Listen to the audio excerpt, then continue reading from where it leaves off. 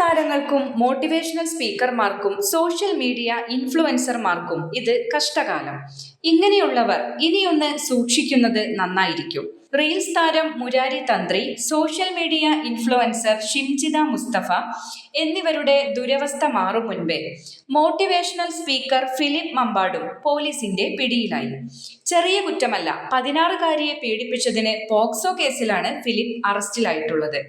Motivational speaker മാത്രമല്ല Philip, social media influencer കൂടിയായ ഇദ്ദേഹം മുൻ പോലീസ് ഉദ്യോഗസ്ഥനുമാണ്. കൗൺസിലിംഗും നടത്തിയിരുന്നു.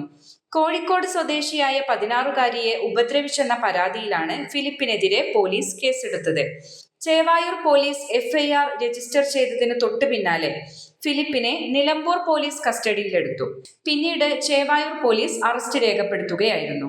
മാനസിക വെല്ലുവിളി നേരിടുന്ന പെൺകുട്ടിയാണ് പരാതിക്കാരി. പെൺകുട്ടിയുടെ രക്ഷിതാക്കൾ കൗൺസിലിംഗിനായി ഫിലിപ്പ് മമ്പാടിനെ സമീപിച്ചിരുന്നു.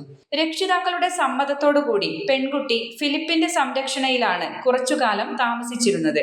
ഈ സമയത്ത് രക്ഷിതാക്കൾ അറിയാതെ കാസർഗോഡ് കാഞ്ഞങ്ങാടുള്ള ലോഡ്ജിൽ കൊണ്ടുപോയി ലൈംഗികമായി ഉപദ്രവിച്ചു എന്നാണ് പരാതി. കഴിഞ്ഞ സെപ്റ്റംബർ 3-4 തീയതികളിലാണ് സംഭവം. കേരള പോലീസിൽ സബ് ഇൻസ്പെക്ടർ ആയിരിക്കെ ഫിലിപ്പ് മമ്പാട് സ്വയം വിരമിക്കുകയായിരുന്നു. നേരത്തെ തന്നെ കൗൺസിലിംഗ്, മോട്ടിവേഷൻ മേഖലകളിൽ സജീവമായിരുന്ന ഇദ്ദേഹം സർവീസിൽ നിന്നും പിരിഞ്ഞതോടെ ഇതൊരു പ്രൊഫഷനായി സ്വീകരിക്കുകയായിരുന്നു.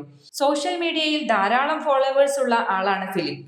ഫിലിപ്പിന്റെ കേസിന് സമാനമാണ് മുരാരി തന്ത്രിയുടേത്, അതും പോക്സോ കേസ് തന്നെ.